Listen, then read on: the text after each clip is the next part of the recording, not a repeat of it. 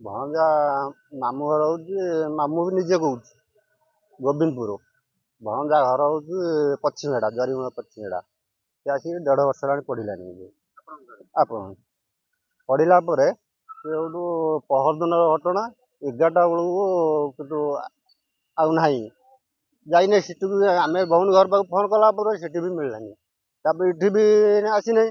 ଆସିନା ରାତି 12ଟା ବେଳେ କିନ୍ତୁ ଭିଡ଼ିଓ କଲ୍ କରି ଛଡ଼ା ହେଲା, ଅଲଗା ଜାଗାକୁ ଛଡ଼ା ହେଲା। ସେ ସବୁ ତାଙ୍କ ଗାଁରେ, କିନ୍ତୁ ପଛିମେଡ଼ାରେ ଗାଁରେ। କିନ୍ତୁ ଏଇ ଯୋଉ ମାନେ ମାଡ଼ ଗୋଳ ଟଣା ଘୋଷରା କରିକି ବହୁତ ମାରିଚିନି, ଠିଆ ଗୋଇଠା 8-10 ଜଣ ଲୋକ। ଆଉ ପହରଦିନରୁ କିନ୍ତୁ ଘଟଣା ଜିନିଷ ଥାନା ଉପରକୁ ଯାଇଛୁ। ସେଦିନ ତ ଗଲା ପଳେଇ, ତା ପରଦିନ ସବୁ ଥାନା ଯାଇ କେସ୍ କରୁ, ତଦନ୍ତ ଉପରେ ରହିଛୁ। ଏବେ ବି ମୁଁ ଯାଉଛି, ସେ ଥାନାକୁ ଯାଉଛି। 2ଟା ଲୋକ ଧରା ପଡ଼ିଛି। ନାଇଁ ନାଇଁ, ଆପଣ ଆମେ ତଦନ୍ତ ଉପରେ ଚଲେଇଛୁ। ଆମେ ବି ଥାନା ବି କହୁଛୁ ତମେ ଟିକେ ଖୋଜାଖୋଜି କର, ଆମେ ବି ତଦନ୍ତ ଉପରେ ରହୁଛୁ। ଏଇଆ କହୁଛୁ। ଆଜ୍ଞା, ପହରଦିନ ନାହିଁ ବା। ଏବେ କଣ ଦଣ୍ଡ ତ ଆମେ ତ ଚାଲିଛୁ। ଏବେ ଭଣଜାଟା ମିଳିଲେ ପୁରା ଯାହା ହବ। ଗଲାକାଲି ଆମକୁ ଗୋଟେ ଏତଲା ମିଳିଥିଲା, ଅଭିଯୋଗଟେ ମିଳିଥିଲା। ସେ ଆମର ରାଜନଗର ଥାନା ଅଞ୍ଚଳର ଜଣେ ମହିଳା ଜଣେ ଏତଲା କରିଥିଲେ, ତାଙ୍କ ପୁଅ କଲେଜରେ ପଢୁଛି, ତାଙ୍କ ମାମୁଁ ଘରେ ଆସିକି ଗୋବିନ୍ଦପୁର ରହିକି ମଦନପୁର କଲେଜରେ ପଢୁଛି।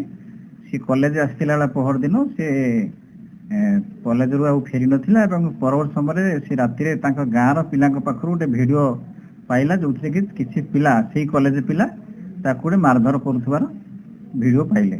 ତାପରେ ସେ ଆସିକି ଗଲାକାଲି ଆସିକି ଆମ ପାଖରେ ଏତଲା ଦେଇଛନ୍ତି ଏବଂ ସେଇ ବେସିସ୍ରେ ଆମେ ଗୋଟେ କେସ୍ କରିଛୁ, କିଡନାପ୍ କେସ୍। କିଡନାପ୍ ଗୋଟେ ଆସଲ କେସ୍ଟେ ହେଇଛି ଏବଂ ସେଇ କେସ୍ରେ ଆମେ ଯେଉଁ ଭିଡ଼ିଓରୁ କିଛି ପିଲାଙ୍କର ପରିଚୟ ଆସିଛି, ସେ ପରିଚୟ ବେସିସ୍ରେ ଆମେ 3 ଜଣ ପିଲାଙ୍କୁ ଆଉ କଲେଜ ପିଲାଙ୍କୁ ଆଣିକି ପଚରାପଚରି ବର୍ତ୍ତମାନ କରୁଛୁ।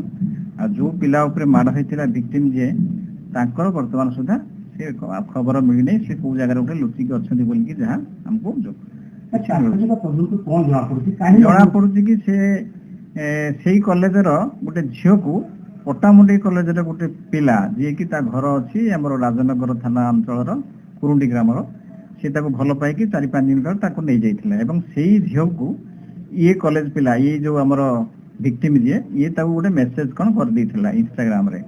ତ ସେଇ ରାଗରେ ସିଏ ଆସି ତାକୁ, କାହିଁକି ମୋର ପ୍ରେମିକାକୁ ମେସେଜ କଲୁ, କଲ୍ କଲୁ ବୋଲିକି ସେଇ ଇଏରେ ସିଏ ତାକୁ ମାରଧର କରିଛି ବୋଲି ସେ କଲେଜ ପିଲା ଯେତେକ ଭିଡ଼ିଓରେ ଜଣାପଡୁଛନ୍ତି, ପ୍ରାୟ ସବୁ କଲେଜ ପିଲା ବୋଲିକି ଜଣାପଡୁଛନ୍ତି, ମାଇନର ପିଲାମାନେ ସମସ୍ତେ।